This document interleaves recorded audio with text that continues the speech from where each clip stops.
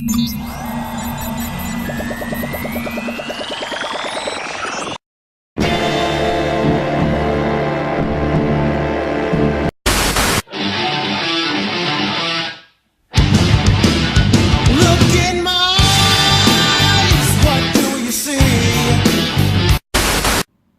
welcome to Halcyon Blink. My name's Lauren Wisey, I'm going to be the host of this episode, and on this edition, we've got another Venom trailer, and it's getting heat. Why? Because unfortunately it seems to have a whiff of the Green Lantern about it. Yes, disappointment. I for one disagree, and I'll explain why.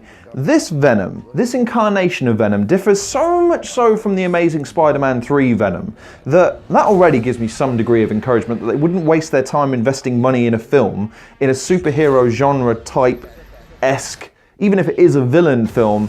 Given the saturation of the market, there's already so much out there that you could be watching right now, notwithstanding everything that's yet to come from Marvel, given they still have 4 to 5 years worth of movies planned. So why would they even bother? Well, because they want to give the fans something to watch. Now, yes, part of the trailer has something to be desired. That bit at the end where you see the baddie inside what looks like the Anti-Venom suit, albeit probably won't be because movies have about as grasp of the source material as I do on reality. But given that, it still could be a good fight. It still could be a good fight. And the fact that Eddie Brock and Venom seem to have a torturous relationship. Eddie Brock seems to be at least erring on the side of good initially before life starts beating him down, as is the case in the comics. But the fact that you've got Venom trying to manipulate him, trying to get under his skin, to try and give him thoughts and feed him information to the point where he's thinking, maybe this power isn't so bad, maybe I should listen to it. It's a wide variety of depth, which we haven't seen in a villain for a while, and more to the point, this could end up being a villain film. And I've always wanted a villain film. I want to see the baddie from the perspective of the bad guy's viewpoint on the world. I want to see him devolve. I want to see him get to his last resort and finally succumb to the darkness, because it's an interesting perspective as opposed to going from the opposite, which we've seen a dozen times of guy down in his luck, bitter at the world, finds redemption and becomes a hero. Nah, screw that, sack that off. Succumb to the dark side. Yes, ultimate power. What I thought was interesting about this one was because the dichotomy of the relationship between Brock and Venom versus the original set is more similar to the cartoon version originally and in the original Spider-Man game to a certain extent, where he fights, he resists the urge to use the Venom suit. Can't fight him anymore! And the Venom suit takes over and reassures Brock, it's okay, Eddie, I'm here now, I'm going to sort out all your problems. Rest easy, Brock. Venom is here. And if it's the last thing we ever do, Jameson and the insect are gonna pay.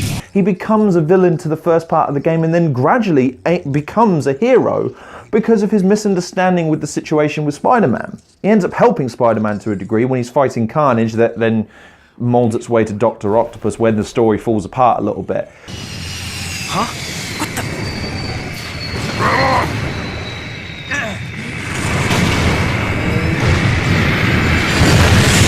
It's a good thing Black Cat gave me a call, son. Looks like just in time.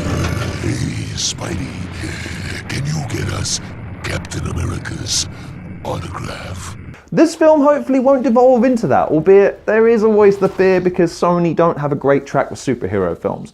But there's reason to be optimistic here. I like Venom and the way he's portrayed. I like his voice, I like the look of the suit. I hope that some of that is trailer footage and trailer footage only. The turd in the wind statement, I thought, you guarantee that the studio producers are sitting there going, wow, that was so cool, people are going to absolutely love it, and people watching that went, turd in the wind?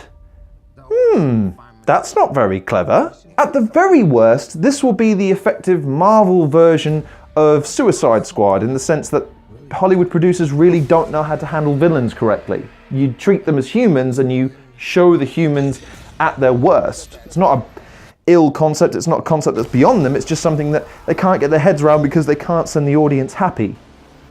You can, you just need to try a little bit harder. Although I realise that it's Sony, not technically the MCU, but the MCU is taking over everything else at the moment, so why does it not stand to reason that this Venom is somehow not going to figure into their plans when they inevitably take over the world, the rights to it? So, what do you think? Having seen the Venom trailers up to this point, we've now had 3. Are you optimistic for the film? Are you thinking it's going to be a Green Lantern ripoff? I've had some conversations with people that think, yeah, dude, this is going to suck some seriously symbiotic balls, in which case, fair enough. But I, for one, hold a quiet optimism with this one. And I would encourage you to do the same until we see the film and you're proven right. So, thanks very much for watching this episode of Halcyon Blink. Please like, share, subscribe, check out some of the other content creators in the description below. Follow me on Twitter, and as always, take care of yourselves, and I'll see you guys on the next episode of Halcyon Blink.